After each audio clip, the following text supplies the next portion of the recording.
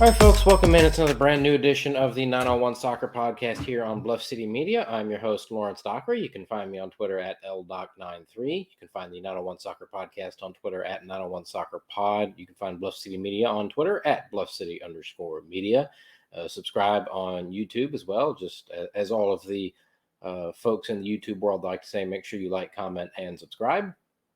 And then on Facebook as well, just search Facebook or go to Facebook and search 901 Soccer. We'll pop right up. Go to search Bluff City Media and we'll pop right up.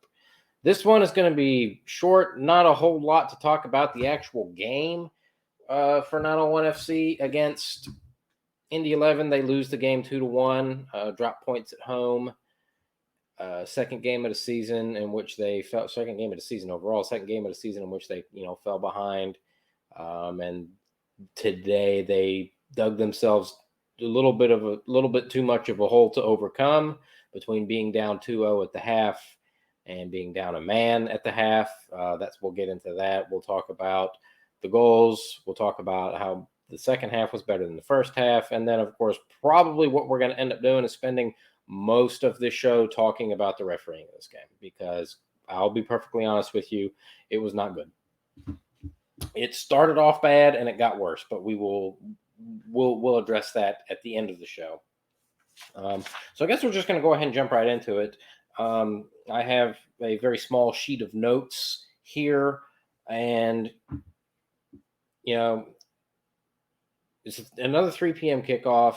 Unfortunately, was not given the attendance. I have yet to be given the attendance. I'm not sure why that's being held up. The crowds look like they've looked every other game for the last 3 years. So I'm not sure what the holdup there is. But once that information comes my way, I'll be happy to pass it along to you.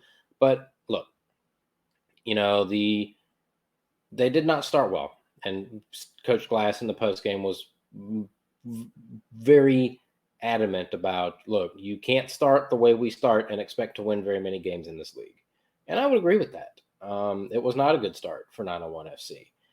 And eventually they were made to pay for it. They didn't create much in the way of chances in the first half. There might have been one or two. I think there was one where Zach Duncan shot the ball from like 35 yards out and it went very high and very wide. But other than that, I can't really think of any clear-cut, oh my gosh, how did we not score there type chances. And Indy made them pay. And one thing that was frustrating for 901 FC, both in the first half and maybe even a little more so in the second half, is that in the final third, I think there was just something missing. There was just a little touch of something that was missing, and it was a pass would be, a ball into the box would be this far off, There were 2, maybe 3 times in the first half where somebody for 901 FC was about to let a shot rip, and Knight Pickering was making his run. And as his run was, he was tailing off on his run, he happened to end up in the way of where the ball was coming from. There were 2 or 3 times where that happened. Just one of those weird, it's like a weird, goofy game. And eventually Indy makes 901 FC pay. And look, I think from where I was, I could not tell if it was or wasn't a penalty on Tulu. I would have liked it to. I like to think that it was clean, but I mean, I don't know. It's hard. You cannot, as a defender, leave your feet when you're in the box the way that Tulu did, because all ball, some ball, ball first, whatever you want to call it. It's going to look a lot worse than it is, unless it's actually bad, in which case it's definitely going to be a penalty. So in a game like today, where kind of right off the bat, it was clear that the refereeing was not going to be what it needed to be, don't put yourself in a situation where bad things can happen to you. And that's kind of what happened to Tulu, which is kind of disappointing, because he played really well last week, I thought, especially closing out that win against Vegas. So, but it's only the second game. Guys, and don't get me wrong. Coach Glass made sure to point this out in the post game. We're 3 points ahead at this point this year. We are 3 points ahead of where we were at this point last year. That's a 100% factual statement. My belief that this team is going to be really good this year has not been marred. Today was just a weird, frustrating, annoying kind of game. And they lost, and that sucks. But, it's one of those proverbial tale of two halves. And the first half stunk. And you give away a penalty early on not early on, it was like the 20-something minute, I want to say. But you give away a penalty early on, early-ish on, and whoever took that penalty, this is another thing, before I go any further. I don't know what's going on in the USL right now, but this is 2 games in 2 weeks where the game notes sent to 901 FC have been less than satisfactory from the opposing team. Last week, Vegas sent 901 FC their game notes on like Thursday before the game, or perhaps Friday. No, I think it was Thursday. They sent them. And then after they sent them, they added a half dozen new players and 3 new coaches. So the game notes were all out of whack. And all of the like little player bios and tidbits that they put in this stuff was a hyperlink, like a URL. Well, it's on a piece of paper. What am I going to do with a URL on a piece of paper? I mean, I guess I could like look at look at this big giant long thing and go like a cat on a keyboard gif, but I didn't really want to do that. And then this week, Indy just didn't even send. They didn't send game notes. I walk in and in the press box at AutoZone Park, you'll walk in and it's 2 levels, and I like to sit up against the window on the front level, and there's on the wall over here, you walk in and there's like slots or cubby holes or whatever you want to call them, basically where they put the game notes. And there's always a stack of 901 FC game notes right here, and this is what they look like. We get these every game. I think in all of the years I've been covering 901 FC, I could probably count on one hand the number of times I've had to ask somebody to give me the game notes. I mean, this is the 6th season, so they do a pretty good job of, giving us this. This is more than I can say for the now defunct, on hiatus Memphis Americans. Indy just didn't send them. Like, they just didn't send. So there was 901 FC over here, and here where there's supposed to be Indy game notes, there were no Indy game notes. And I was like, are we not getting notes for Indy? He's like, no, they didn't send them. Okay, it's kind of weird. So I don't know. The only person I recognized for Indy today was Elliot Collier, and that's because he used to play here. So that was just another layer of frustration to what this game was today. So not being able to say, hey, this dude got carded, this dude scored, this is the keeper's name. Like I apologize for not being able to give you all that information, but Indy didn't do their job, or somebody in the league didn't do their job, because they had no game notes to give me. So I do apologize for that, but I'm limited. There's only so much that I can do. I was going somewhere with all of that. Now I've completely forgotten. Oh, the penalty. So whoever took that penalty for Indy, holy mackerel, that was a penalty. No crazy, ridiculous run up, no stutter step, no fake, no Panenka. Said, no, I'm putting it right here. I'm putting it here, upper 90, 100 miles an hour. I can tell you where I'm putting it. You still wouldn't stop it. And Tyler Derrick didn't stop it. I don't think there's a goalkeeper in the world that could have stopped that. That was one of the most perfect penalties I've ever seen. No doubt about it. It's one of those ones that we were talking last week after the Vegas game, how Jose Bautista, the owner and former Major League Baseball player, was in the stadium at AutoZone Park. And perhaps his most famous moment, aside from getting rocked by punch in the face, was a walk-off playoff home run for the Blue Jays some number of years ago, where the instant that the bat touched the ball, you knew that ball was going like 10,000 feet. You knew, there was no doubt about it. That was that penalty that Indy took today. Like, the minute that his foot hit that ball, you knew it. You didn't have to go. No, you know it would goal. You knew it. So things then just really started to fall apart for 901 FC, and I think the refereeing played a large part of that. And again, we'll get there. Don't worry about that. We're gonna get there. But the second goal was kind of a microcosm of the game and of the day, really. Just a weird, goofy goal for Indy. A fairly regular nondescript cross comes in, and this is where, excuse me, Tyler Derrick's got to do better on that second goal. You played in MLS for a decade. You have close to 100 appearances for the Houston Dynamo. You are a long time, you are an experienced veteran goalkeeper. You have to do better with that cross. And truth be told, I mean, I would like to think that Tyler Derrick is probably the first person that would hold his hand up and go, yes, I have to do better with that. There's not really a whole lot else to say about that. When you flub it, what do the English commentators like to say? He made a mess of that. And I would that would be an accurate statement. I believe that he made a mess of it, and it's 2-0 Indy. And you think, man, there's like 5 minutes left in the half. Come on, like it's you're gonna need to pull something out of your hat. Well, the rabbit that you were gonna have to pull out of your hat got even bigger because Oscar Jimenez got sent off. Based on what people were telling me, again, this was all way down there, and I couldn't really see. And I typically try to give the referees the benefit of the doubt. I can't do it with this referee today. And there's more to this particular referee. He has history with 901 FC that I'm going to share with you all in a minute. That I was just like, I don't know, man. That looked like a soft second yellow. I think the first one was pretty obvious. Well, it was also weird. The way he actually showed the cards, I thought was strange because Tulu was right there.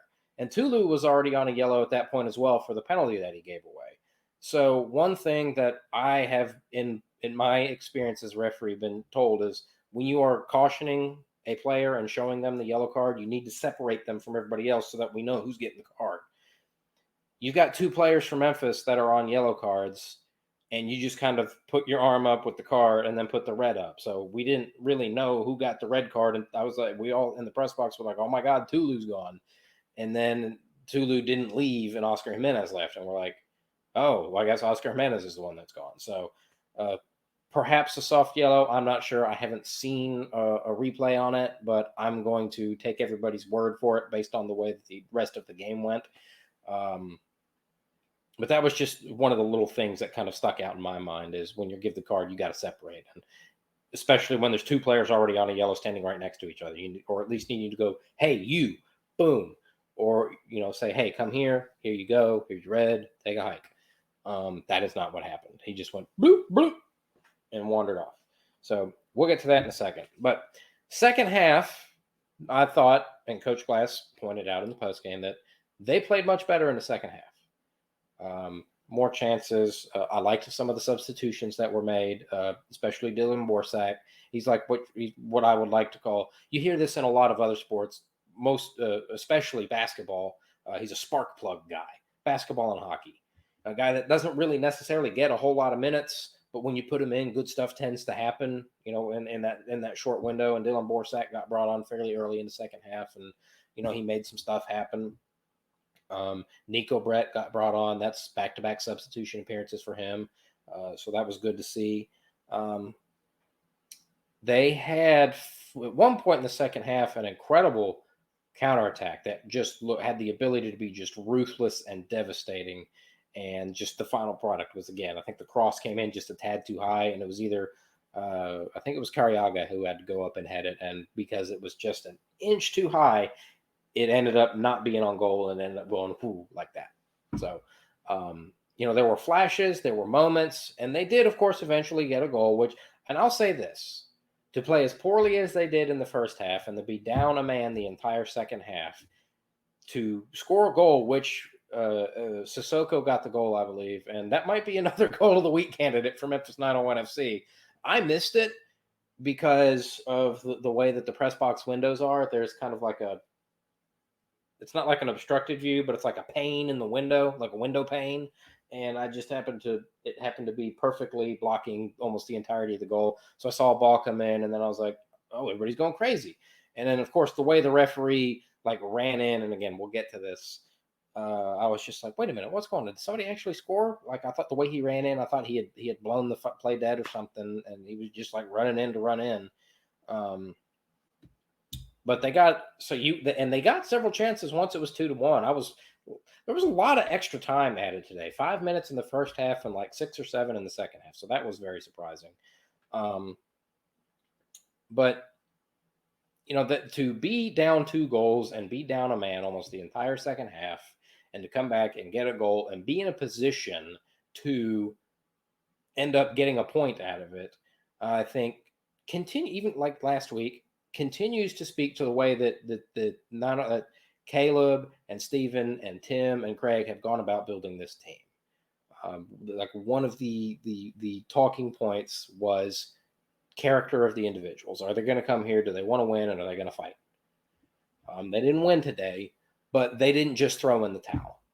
And there have been teams in 901SC's past, including several games last year, where when things started to go poorly, they threw in the towel and quit. Think back to back-to-back games, Phoenix, San Antonio in July last year, where they lost a combined 10-0. There were, that 2020 team was horrendous. God, I hated covering that team. Whatever else happens for the rest of 901FC's existence, I don't think I will ever have a less favorite a team that I hate, a less favorite, good Lord, a team that I hated more than that 2020 team. Like I was miserable going to those games. And I've always loved covering 901FC games, except that 2020 team. They were awful. This team is constructed full of quality character guys that are going to fight and do everything they can to win. And they weren't going to win today, when it's 2-1 in stoppage time. But they what little they had left, they threw at Indy, and they came up short. And that's a bummer. But I don't think it. I'm fairly certain. I'd have to go back and listen to the audio, but I'm fairly certain that Coach Glass mentioned, we asked the boys at halftime, go out and fight. Because there's a lot. I think he said there's a lot of other teams in this league or teams that are constructed differently that if it had been anybody else, that game might have finished 5 or 6-0, but this one didn't.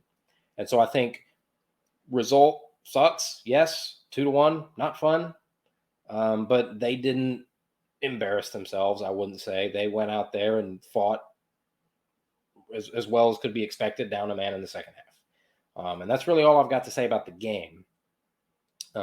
They do have a bye week. Yeah. So next Saturday they're off. The following Saturday they go to Sacramento Republic, and that's a 9 p.m. kickoff time here in Memphis, out in Sacramento, and that's going to be on the CBS Sports Golazo streaming app, website, whatever the hell you want to call it. And that was a little bit odd that you're getting a week off after 2 games. But as it turns out, it came at the perfect time because Knight Pickering just got called up to the US U19 national team to play a pair of friendlies in Morocco against England and Morocco next week. And so, speaking today, he should be back probably when I think he said Wednesday, the Wednesday before that Sacramento Republic game. So Knight's not going to miss any time. I mean, coach's decision, obviously, notwithstanding. But you got to figure that if he does well in the national team camp, he would be in fine form coming into that Sacramento Republic game. And Sacramento's a damn good team. So Knight's a guy that I would like to have out there. But that the week off coming right as he's getting called up for youth national team duty, that could not have worked out any better, I don't think. All right. I've teased it. I've hinted at it. I've briefly touched on it. Let's talk about this referee. Guys, you know me. You know my track record. I've been a referee for 17 years. I represented Mississippi at U.S. Youth Regionals in Baton Rouge. I'm obviously not USL referee quality. I mean, I know my level, and that's not it. My level is way below that. I understand this. But this was an absolute clown show from the referee today. Absolute clown show. Like that was, if it had happened to anybody else, it would have been hilarious, but it happened to us. So it's like, it's not nearly as funny. And there's a lot, there wasn't any one, this feels a lot like the referee in, I think, the Monterey Bay game last year. I'd have to go back and listen and watch, but I think the issue in that game was a lot of little things procedurally that weren't done right snowballed. And while there wasn't any one big, this is the play, this is what the referee did in this one moment that cost us the game, it just leaves a bad taste in your mouth, and that's what happened today. This is different in the fact that, and I don't have any way to prove this. This is just my gut, having done this as long as I've done. This referee today was trying to put on a show for somebody. I think. I don't know if he had wife, girlfriend, family, brother, sister, father, daughter, son, like whatever.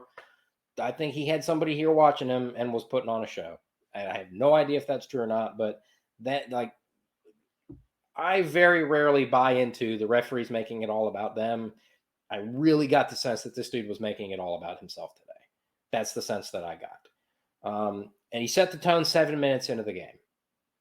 7 minutes into the game, you kind of look around and go, "Oh, that's how it's going to be." Okay, it's on the players to adjust to it, but there's only so much adjusting the players can do. Um, this dude gave a yellow to an Indy player 7 minutes into the game for dissent. And I know it was dissent because as he's giving him the yellow card, the dude's like, "What'd I do?" And the referee went, which we're in the press box. And truth be told, I thought it was hilarious because it was the Indy player. If it happened to a non-OC player, I probably would have thought it would. Full disclosure, I probably would have thought it was hilarious too. Because when you do that, like I have done this myself when carding players, like bro, we've played 7 minutes. You've already gotten on my last nerve. Shut up. But that tone was set. So the refereeing, it started off not great, and it was all downhill from there. Right? Obviously, the penalty and the yellow card on Tulu. I don't know. I'd have to see a replay. I still haven't seen one. So live action, it didn't really look like a penalty. But again, I have a bad angle. I'm not down there. I'm way far away. Referee was much closer. I'm tempted not to, but on that one, I will give him the benefit of the doubt. But Indy goes up 1-0 on it, right? And then not right before halftime, second yellow, red card, Jimenez. So you've already had two major decisions go against, like major KMIs, key match incidents, already not in your favor as 901 FC, right?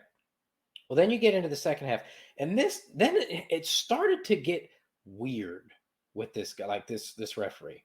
So when, as a referee, one of the things that you're taught is you progress up the ladder and you're handling more difficult and more complex and more intense games, is that if there's a hard foul over here and you're going to hit your whistle hard, you need to run in there. You need to sprint into the foul right after you've called it to make sure that bad stuff doesn't happen. Like this dude just got chopped down. Make sure he doesn't get up and start pushing, shoving, throwing punches, whatever. This guy today would have long, hard whistles, haha, at strange times. Like one of like whistle tone is so important as a referee because you can tell the difference if by listening whether this is something that really needs to be dealt with or it's just a run of the mill thing, right? Like an offside, boop, oh that's offside, okay, or boop, simple foul, or boop, let's go, stuff like that. But if it's a hard and heavy whistle, boop, and like, oh wow, okay, we know the referee's not playing around. This dude would like the tone of the whistle didn't really match what was going on sometimes.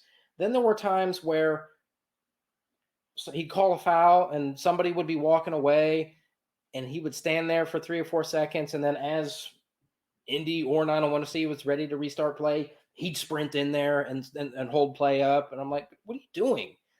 There's no reason to sprint in there at this point. It wasn't really a hard foul. I mean, if you were going to sprint in there as you called the foul, that's fine. But there wasn't really a reason for it. And then now everybody's gone and you're just going to. So that was bizarre to me. Then you had one instance late in the first half where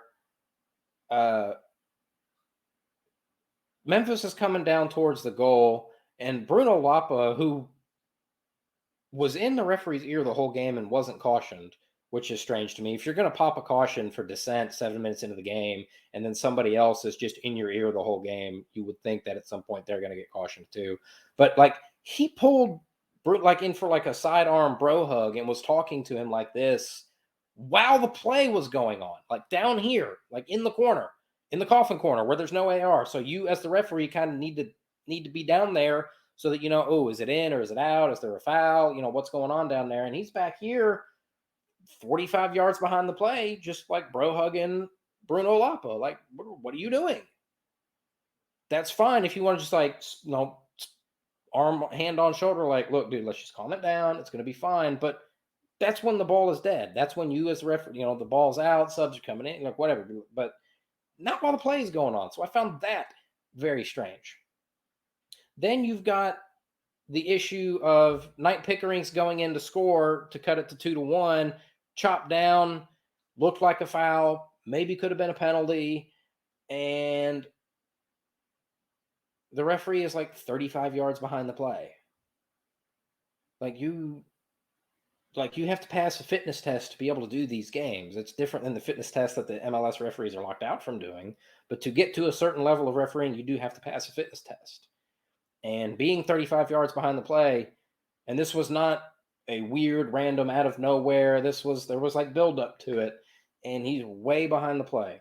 Now I've been behind the play, but I packed on some extra pounds in the off season. It happens. You end up with the right person in your life, and you get fat and happy. But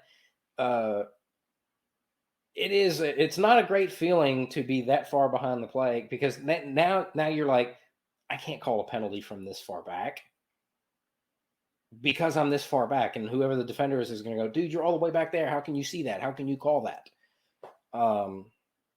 One other small technical, so that was something that bugged me, that he was too far behind the play to be able to accurately determine if he needed to call a penalty or not. One other thing that I found strange, and if you're not a referee, I doubt it's something that you would pick up on, not to sound condescending, but it's just, you know, the more that you know about a subject, the more you could spot what's going on. And one of the things that a center referee and an assistant referee try to do is when they're signaling throw-ins, everybody goes up at the same time. Okay, and especially if you have comms like they do on 901 FC games, you can say, hey, we're going to go this way. Like if ball hits two players at midfield and starts going towards out of bounds, AR and referee are like, hey, who you got? What are we going? Which way are we going? Who to go off of? All right, we're going to go up together. All right, we're going this way. There was a lot of referee looks at AR doesn't know what the call is. Referee goes up. AR goes up after referee. I don't know if that was something that was covered in the pregame where he tells his ARs, you just let me handle this. I've got it. Because I've been told that by there are referees that there's a certain referee that several years ago, I was doing a game at Mike Rose, and the other assistant referee is a grown-ass man from Arkansas who's been doing this for 25 years. At this point, I've been doing it for like 15 years. And he's like, y'all don't handle anything. I got it. Okay. You're going to just piss on me and tell me it's raining. Cool. And he was like, you know, don't worry about throw-ins. Don't worry about, like, just mirror me. I got this. And of course, we're like, oh, okay, well, to hell with you, dude. And the game blew up in his face. And his halftime talk to us was, you guys need to be more involved in the game. Well, dang, time out. You told us you had it. And now you don't have it. And I almost got the sense that, which circles back around to, I think this ref was trying to put a show on for somebody today. I got this vibe that the assistant referees either were unwilling or unable to assist, right? I don't know if that's true or not. That's just a sense that I got. Just based on the fact that they never went up at the same time as the referee. It's just like it was, like he's got it, but then when he looks at them and they're like, dude, you told us you had it. So he's like, okay, now we're going to go up this way. And the air's like, okay, fine, we're going up this way.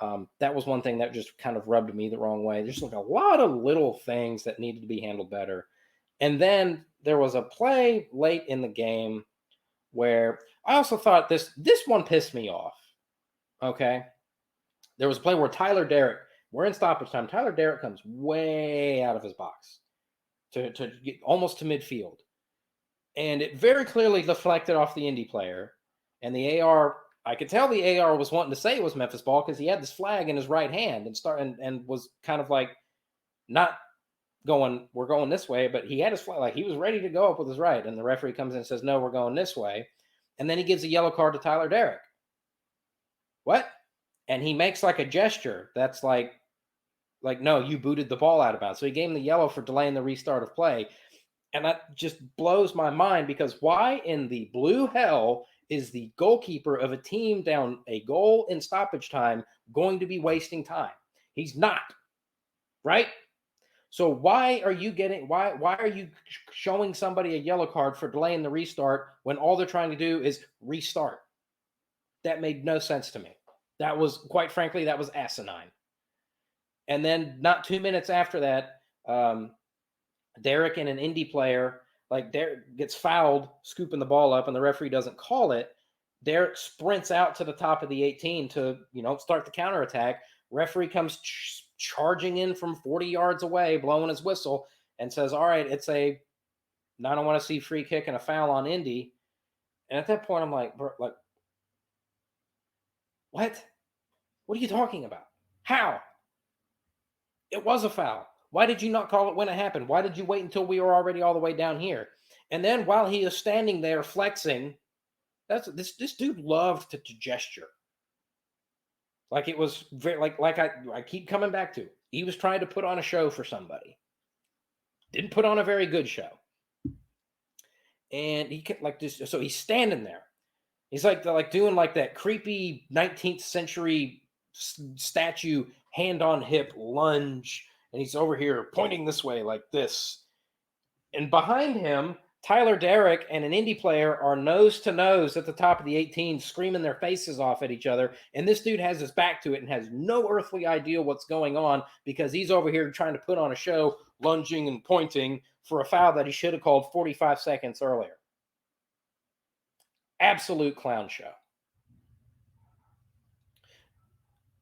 So those are all just like the small little things. Like there wasn't any one moment in the game where it was like, the referees cost us the game. I don't think that was the case, but it was a very, very, very poorly managed game by the referee. And this is not the first time he has poorly refereed a Memphis 901 FC game. The history that he has with Memphis 901, so you have to go all the way back to 2019 to the U.S. Open Cup game against Orlando City. This guy, there were two Memphis 901 FC in Orlando City of MLS in the Open Cup. 3,000, like 3,500 people out there at Mike Rose, right? That's 1,000 people over capacity.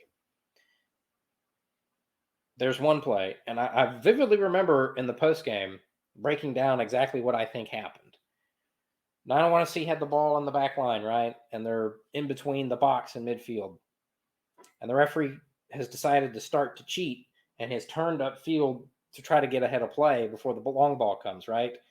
Well, whoever it was, it might have been Sasha Kleshchin for Orlando, just chops down whoever the 901 FC player is, takes the ball, runs down, and scores. And because the referee had tried to cheat and turn his back and get upfield, he has missed the foul. Here's the commotion, turns around, somebody's in on goal, takes off. And again, way behind play. I'm sensing a trend with this particular referee. Goal. And then so that makes it 2-1, win completely out of 901 FC sales. And I don't remember, I want to say the third Orlando goal hit him. Like the ball hit, like 901 FC tried to play the ball and it bounced off of him and went to Orlando and they scored. I think that's what happened, but I'm not 100% positive on that. So if you know the answer, please let me know. But all in all, so that's the little bit of history. I'm sure he has had other Memphis 901 FC games at some point, but that's the one that stuck out in my mind. And it's not the first time. I mean, that is more of a situation where you could say the referee cost us the game.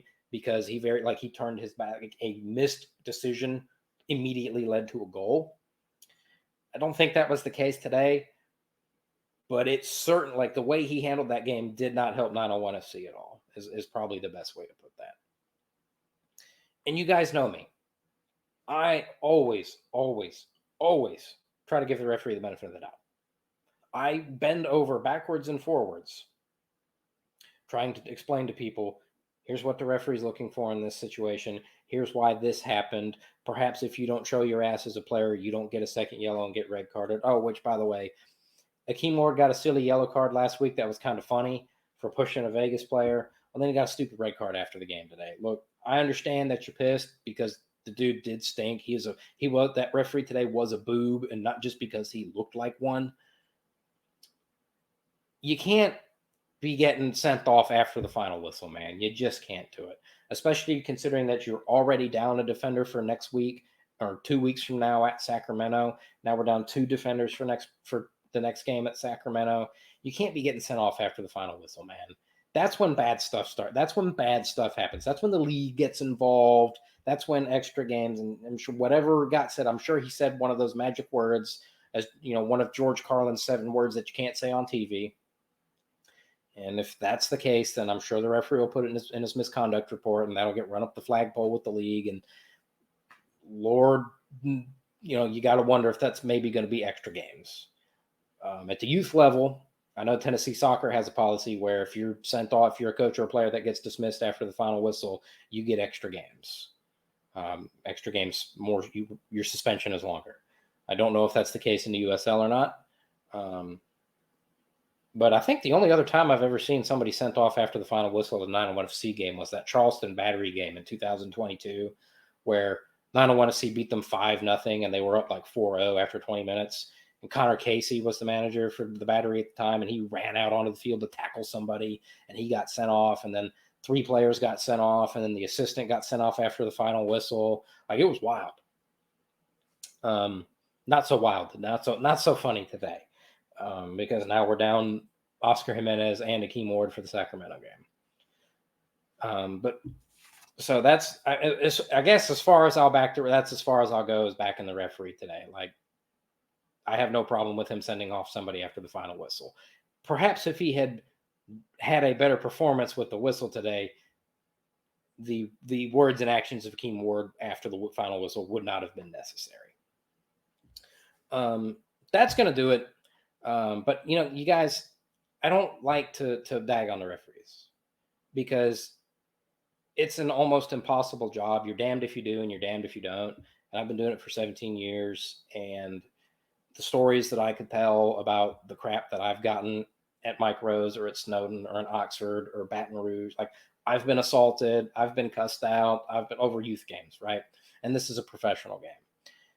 And so I'm always going to try to give them, like, the referees hardly ever have anybody in their corner. I'm always going to try to be the guy in their corner. And I can't do that with this guy today. I can't do it. It was that bad. But that is going to do it tonight. I know I wanted to keep it at about 30 minutes. Ran a little bit long. Thanks, everybody, for tuning in. Probably not going to have another post game until the Orange County game on April 6th. That's the next home game. That is also, it looks like there's a couple more 3 p.m. home games this year, but the next game, Saturday, April 6th against Orange County, that's a 3 p.m. kickoff at AutoZone Park. Thanks, everybody, for tuning in and listening. I'm Lawrence Dockery. Find me on Twitter at LDoc93. Find 901 Soccer Podcast on Twitter at 901 Soccer Pod. Find Bluff City Media on Twitter at Bluff City_media. Subscribe to Bluff City Media on YouTube. Subscribe, become an insider on the website. You can join our Discord, and there's a lot of fun stuff. There's a lot of different Discords, because Bluff City Media is probably the best outlet in town when it comes to covering all things Memphis sports. 901 FC, I'm your man. Tiger basketball, their season's done, but Roman does a lot of good stuff for them. Tiger football, Grizzlies, Redbirds, Showboats. The Showboat's probably about to fire up, and that gives me some concern as far as attendance at 901 FC games, but we'll cross that bridge when we get to it. But any place that you can find Bluff City Media, you should like and follow and comment and subscribe and check all the boxes for me. We would all greatly appreciate that. But that's going to do it for the show tonight, and we will hopefully talk to you after that April 6th game against Orange County.